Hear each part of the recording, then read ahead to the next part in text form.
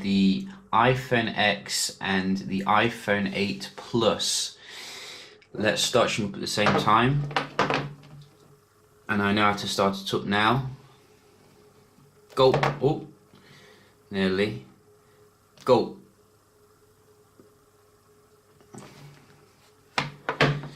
So the main thing I've been encountering with the iPhone X is how difficult it is to use compared to your traditional iPhone.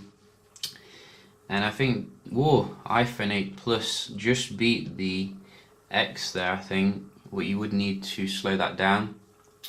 I think if you are looking for an easier to use experience, maybe the 8 would satisfy you a little bit more, because it does retain the fingerprint scanner or Touch ID. And also it has all the gestures that we do know and love from before.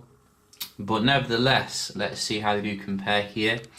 We're going to open up a few apps. Everything's been closed down, and see if there's any differences here. Swipe away. So I think they're both running the same setup in terms of the processor. You can see the 8 Plus is easily keeping up here, which I think Apple should have put a souped up version of the A11 Bionic in there to give you that edge in terms of the performance. But then again, I think you are getting some other benefits in terms of display, etc., which can't be discounted. Let's have a look at some third-party apps. Again, identical.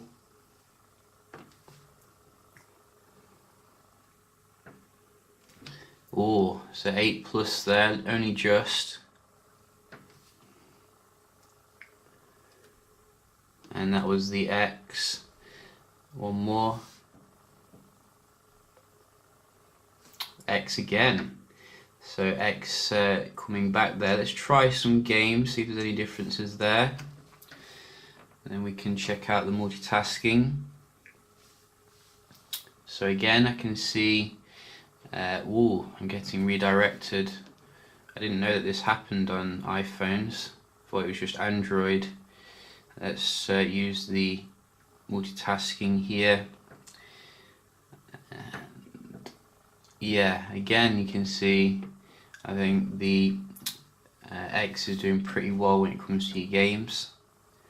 Definitely in terms of display, I mean the contrast level is out of this world. Makes the colours pop, etc. And it is loading again a little bit faster. One thing I have noticed is how you have to rely on this swipe up a lot more, and it sometimes goes onto the corner of the phone, which makes it quite confusing, but maybe you'll get used to it. You see this bar here is now on this side, whereas it was on that side before. Whereas when you've got a physical button, you just press that and you're good to go. And what else do we have? We have this one. Gave the 8 Plus a head start there.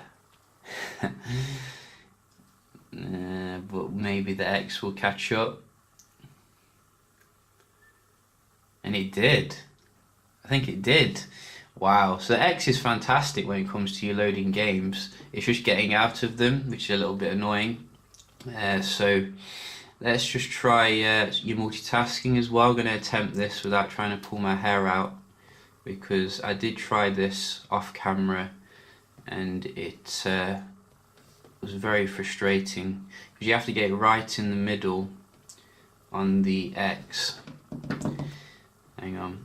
You have to get it right there until you feel like a haptic feedback, and then you can multitask, which is too much for me this time in the morning. So yeah, you see, beta product, that's what's coming into my mind. Let's try some third-party ones. This one doesn't seem to be any reloading. I think they're both coming with Oh, you can get multitasking doing that. I didn't know that. See, I'm learning something every day here with this phone. So you can hold it like that and then get into multitasking. Great stuff. A game, just try go back to FIFA. So yeah, you're not going to get any multitasking issues, I don't think, with the latest iPhone. It's just the usability really, which I'm struggling with compared to your iPhone 7 or iPhone 8 Plus, but maybe they'll work on that for the next iPhone.